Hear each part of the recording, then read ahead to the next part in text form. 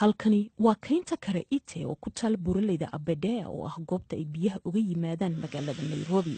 waxayna haatan noqotay goob dalxiis oo bariga Afrika caan ka noqotay oo waxa buuraha loogu kala gudbaa xarig isku xiraya labada buur oo qofka isaga oo ka daldalan uu dhinaca kale u talaabayo waa buuraley muuqaal gaar ah u leh dadka reer Kenya oo boqol ayay halkan u yimaadaan oo u soo daawasho tagaan qaarna cabsida ayayba isaga baabi'iyaan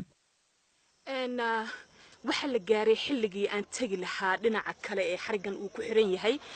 dhirkiisa waa 430 mitir halka saacna waxa uu jirayaa 60 ilaa 70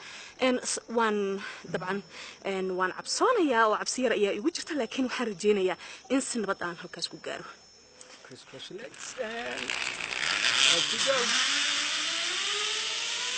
nasiib wanaag hawlaha halkan ka socda waxa gacanta ku haya kormeerayaal khibradooda heer caalami ay tahay hargahna waxay xajin karaan culays dhan 9 tan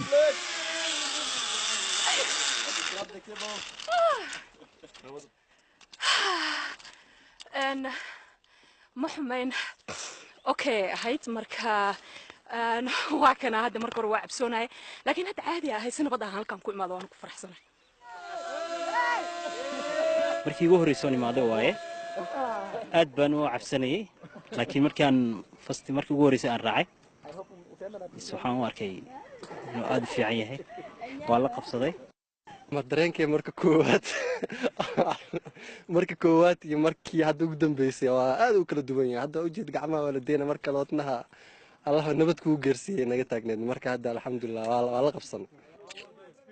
inkastoo dad ajaanib ah ay u soo dalxiis tagaan halkan haddana maamulka goobtani waxay doonayaan inay soo jiitaan dad badan oo ku dhaqan bariga Afrika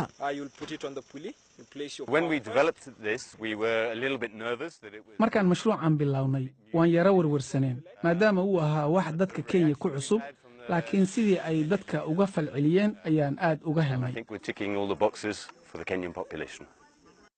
shirkadda aasaasta mashruucan waxa ay si dhow ula shaqeysaa wakaaladda ilaalinta duurjoogta Kenya si loo xaqiijiyo in mashruucan uusan waxyeelayn kaynta waxa uuna korontada ka helaa tamarta cadceedda marka ay dadka xargaha ka laalaadaan oo ay buuraha u kala gudbayaan ayaa waxa ay si fiican dusha uga arkaan quruxda deegaanka cagaaran ee hoose Su'ayd Maxamed Badqas